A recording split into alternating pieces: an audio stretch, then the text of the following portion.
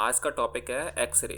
जब आप x ray sheet को देखते होंगे तो आपके दिमाग में मेरी तरह ये ख्याल जरूर कभी न कभी आया ही होगा, क्या इस एक्सरे शीट में हमारी हड्डी इतनी क्लियर कैसे छप सकती हैं। इस वीडियो में हम इसी बारे में ही बात करेंगे कि एक्सरे होता क्या है और होता कैसे है और काम कैसे करता है।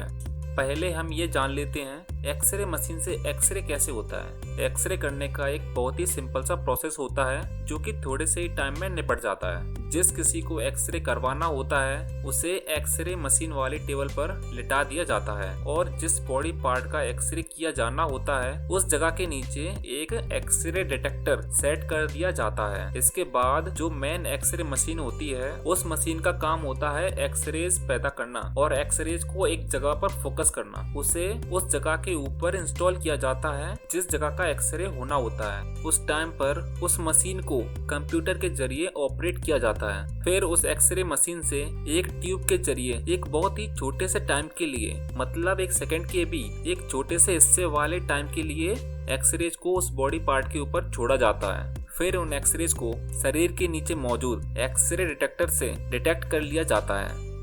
एक्सरे होता कैसे है ये तो समझ लिया, लेकिन हुआ कैसे ये समझने के लिए हमें एक्सरेज के बारे में जानना पड़ेगा। आपने इलेक्ट्रोमैग्नेटिक वेव्स स्पेक्ट्रम के बारे में तो सुना ही होगा, जो कि ऐसा दिखता है। इसमें अलग अलग इलेक्ट्रोमैग्नेटिक वेव्स के बारे में बताया गया है। इसके अकॉर्डिंग जिन इलेक्ट्रोमैग्नेटिक वेव्स की वेवलेंथ अलग अलग होगी तो उनकी प्रॉपर्टीज भी अलग अलग हो जाएंगी। इस स्पेक्ट्रम के अकॉर्डिंग जिन इलेक्ट्रोमैग्नेटिक वेव्स की वेवलेंथ 10⁻³ मीटर होती है उन्हें रेडियो वेव्स बोलते हैं। इनकी वेवलेंथ ज्यादा होती है तो ये बड़ी बड़ी बिल्डिंग से भी रुकती नहीं है, ये उनके भी आर पार आसानी से निकल जाती है।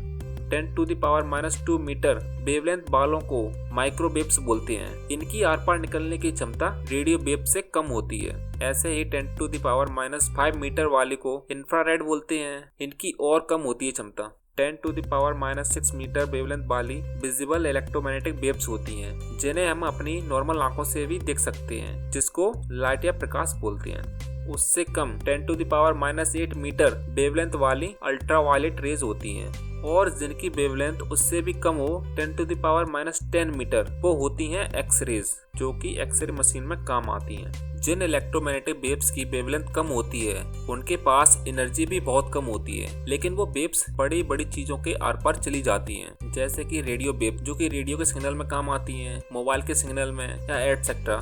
जैसे जैसे वेवलेंथ कम होती जाती है उसी के साथ साथ उनकी फ्रिक्वेंसी बढ़ती जाती है और फ्रिक्वेंसी बढ़ने के साथ साथ उनकी एनर्जी भी बढ़ती जाती है, लेकिन वो चीजों के आर पार जाने में उतनी ज्यादा कम होती जाती हैं। जैसे कि रेडियो वेव बिल्डिंग के भी आर पार हो जाती है, लेकिन लाइट वो किसी दीवार के भी आर पार नहीं हो सकती है, लेकिन वो प्रोटोजोन्स के आर पार निकल सकती हैं। और यूवी रेज वो मॉलिक्यूल्स के आर पार हो सकती हैं। उससे भी आगे आती हैं एक्स रेज। उनके पास एनर्जी बहुत होती है, लेकिन वो सिर्फ एटम्स के ही आर पार हो सकती हैं। अब जानते हैं एक्सरेज कैसे काम करती हैं।